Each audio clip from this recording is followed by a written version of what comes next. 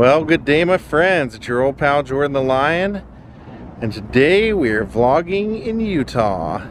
Actor Gary Coleman at one time was considered one of the most popular stars in the world on television, maybe only rivaled by Johnny Carson. He would go on to make $18 million in his career on Different Strokes, the Norman Lear hit show that he was the star of for 9 years, only to find out when it was over that most of the people, including his own parents that worked for him, had stolen most of his money. He would go from being the biggest star in the world to eventually working as a security guard and telling his closest friends that he felt like he was God's punching bag. Today we're going to go see where Gary Coleman had his very controversial fall that some say was murder.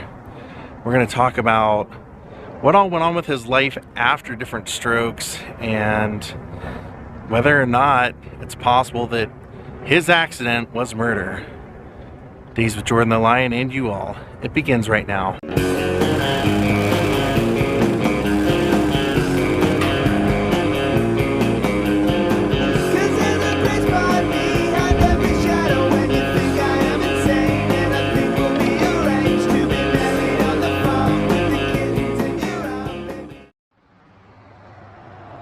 So Gary Coleman's career started when he was 5 years old. He went to the mall with his mom and they saw little kids about his age fashion showing some of the clothes from the local department store. And he looked at his mom and he said, "I can do that." So he took it upon himself to write a letter to the manager of the mall and ask if he could do that. So the following season they gave him a job as a model and everyone loved him. He contacted an agency in Chicago and said, "I think I have a little star on my hands here." So they came and looked at him and they said, "Yes, he is." They got him in a local bank commercial that was a huge hit and realized that this needed to go a little higher. So they contacted Norman Lear's company. They checked out Gary Coleman and they said, yes, he is indeed a star. Now, what they didn't know is before this, he had a serious kidney issue when he was 5, where one of his kidneys was atrophied and the other one didn't work properly. So he had an operation, but they said he probably wouldn't live past 12 without needing another operation. So that was why they ended up giving him a medication after that surgery, and that stunted his growth. That's why he was only 4'7" most of his entire life. So they ended up putting him on Different Strokes. He was amazing. Huge hit. People loved his chubby cheeks and his grown man demeanor and a little body. And Arnold was just, basically took over his life. What you talk about Willis was an accidental line and he could never live it down. For 9 seasons, he was one of the biggest money makers for NBC TV, other than Johnny Carson, like I said. But the problem was his father, from the time he got the show, would come onto the set and say, "My son's the star, he's the one that runs everything around here." And then Gary developed that same attitude. So a lot of people didn't end up liking Gary, and his parents were his managers. They were taking 20%. He had agents, he had publicists, he had all kinds of people he was paying, and most of them ended up growing to not like him, so everybody was taking advantage of him. His own parents took out a policy for, well, what they said was going to be for his retirement, and then within a year, they cashed it in for themselves and kept the money, kept $1 million. So eventually when the show ended and Gary turned 18, he realized what was going on and demanded an audit. He fired everybody and found all the money that had been stolen from him. He took his parents to court. He took his agent, managers, everybody that he could to court, his business managers. And in the end, he only got about $1.5 million back. But after that, he really couldn't get much serious work as an actor. Everybody knew him as Arnold. So all he could ever get was, he could get jobs. He could be on popular shows, but it was always basically playing a parody of himself being Arnold. So he always apparently had a dream of being a police officer or also being a superhero, and being his height, it wasn't very likely to ever happen. So that's when he got a job as a security guard, and unfortunately people in the public would harass him to no end. He wanted to live like a simple life, and people would always want him to do his line. They'd want him to sign autographs.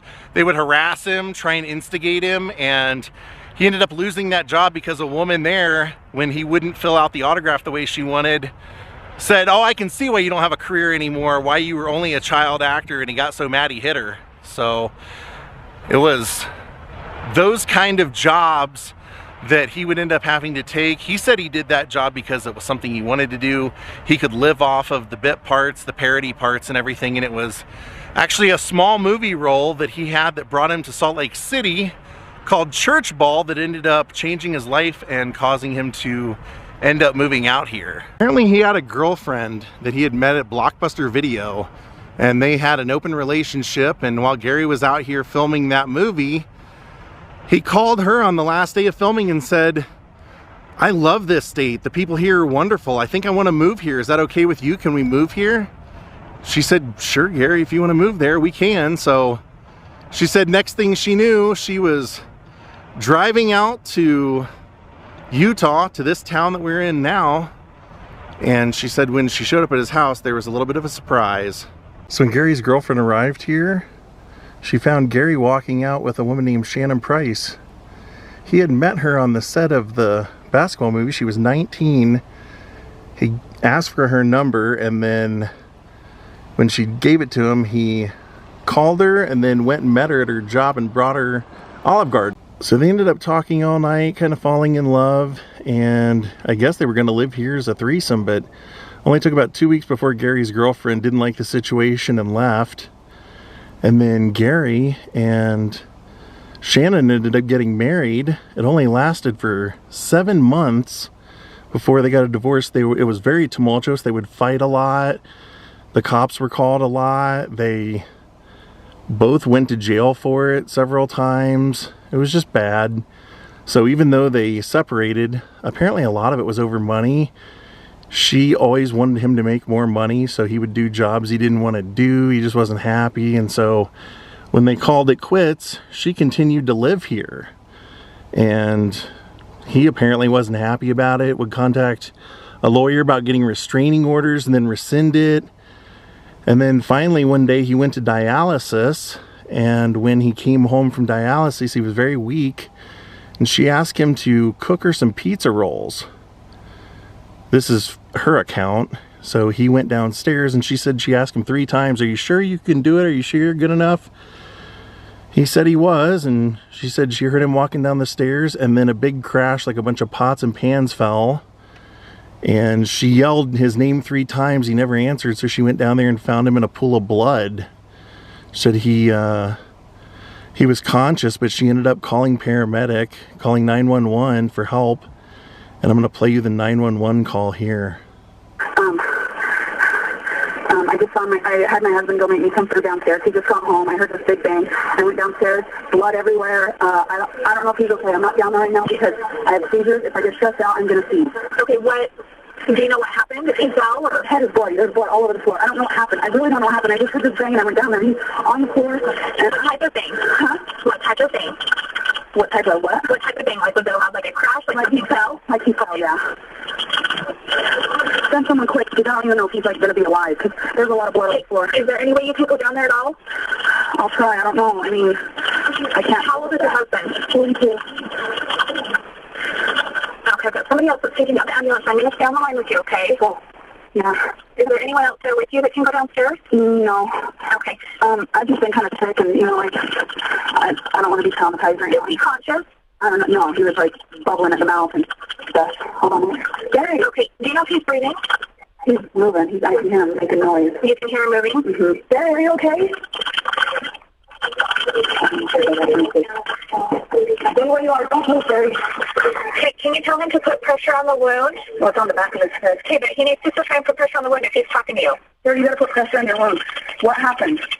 Don't, Gary, don't. Don't fall. No, Roxy.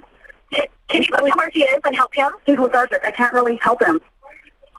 I just need help quick. Okay, I've got him on the way. I'm just trying to help you out until we get there, okay? Okay. I just can't be here with the blood. I'm sorry, I can't do it. I can't.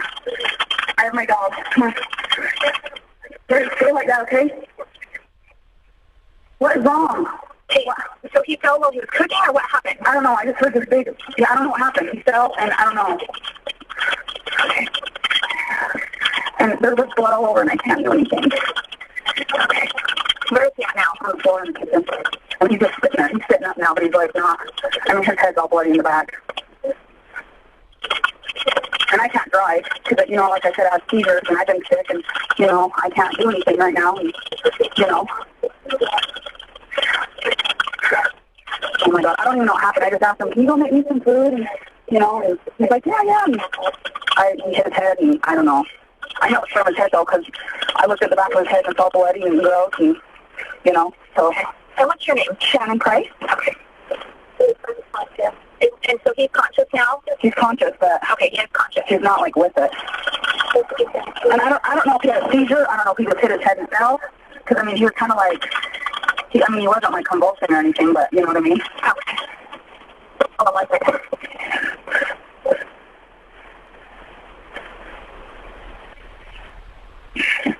You know, I can't really get around as it is. You know what I mean. Shannon, can you tell him to try and put pressure on the back of his head? No, can't. It's like all bloody, and I'm not trying to do it. He's not with it. I asked him. I said, can you put? Okay, but keep asking him until he does it because he may not be able to understand what you're saying. So, is there any way you can go in there and at least give him a towel? Hold on, yeah. Okay. I can try and find one for him. I'm just panicked. I don't know what to do. I'm with a dragon, like a freaking crazy person. Hold on, let me try and see. When are they going to be here, you know? Okay, they're on their way. It just depends on where in the city they were when we called them out. Hey! I just don't want to die. I'm freaking out, like, really bad. You know? I understand. We just need to try and get some help. So we need to try and get that. Hey, don't move. Stay there, okay? You have to put this on your head. Oh, keep pressure on this, okay? Hold this. Oh, and your body like, oh, freaking over. Don't move. Okay. I don't even know why you're standing. Here. Tell him he needs to sit down. You need to sit down. Sit down. Barry, sit down. Oh, look at the floor. Sit down. Oh, sit down. Okay? You guys sit, okay? And keep that. Okay, can you check the front door? I have somebody that's just calling up now.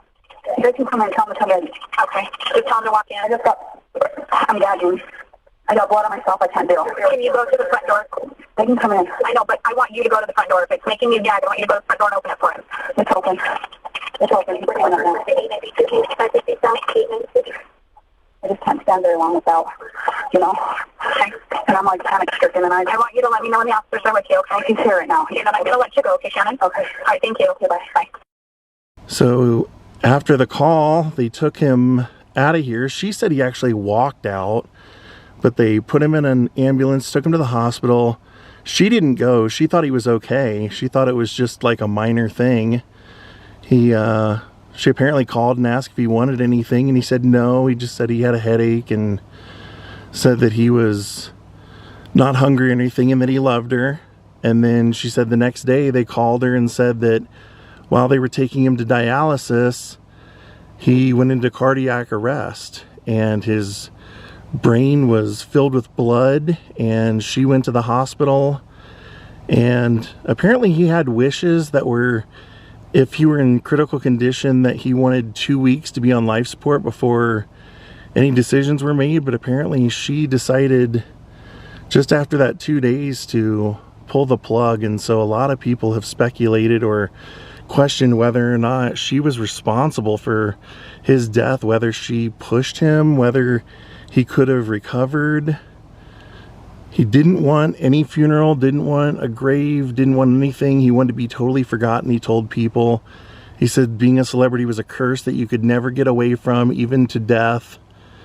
And she took a photo of her and him on his deathbed and then sold it to the tabloids, which a lot of people hated. And then when they had a little bit of a memorial, she was smiling and taking photographs, and people have just felt that she wasn't genuinely sincere about being upset about his passing. This was the house that he fell, and that horrible 911 call where she wouldn't help him. Hard to imagine. Oddly enough, there's even a police car here while I'm visiting the house. What a sad cautionary tale. I mean, the guy made millions of dollars and in the end was probably one of the most miserable people alive. He hated when people asked him to do his line from Different Strokes. He hated being recognized from it. It was a curse that just literally hung around his neck. And his wife, Shannon, said that what a lot of people didn't know was that he had had a major heart surgery a year before, and they told him that he wouldn't live longer than a year. And this event happened, she said, within 6 months. So she was kind of making it sound like he probably wouldn't have lived anyway. But I think one of the problems I have is I've seen 2 in-depth interviews with her and she just doesn't seem sad or upset. She kind of sounds kind of callous. Even says, oh, I still haven't got over him, but I am remarried with kids. I mean, it's just the way she says it, I guess, comes off kind of harsh. And she said she wishes she wouldn't have divorced him, that she did it kind of out of anger. She said he was filming a movie with Mark Cuban for a month and a half, and he was calling her, blaming her for him having to do the movie because she wanted money. She wanted all the money and everything, and she said she just got tired of hearing that, and that's what made her divorce him. But she said she really wished she would have been more patient. I don't know. Rest in peace, Gary Coleman. Like I said, he did not want a grave or a funeral, so rest in peace. Great actor.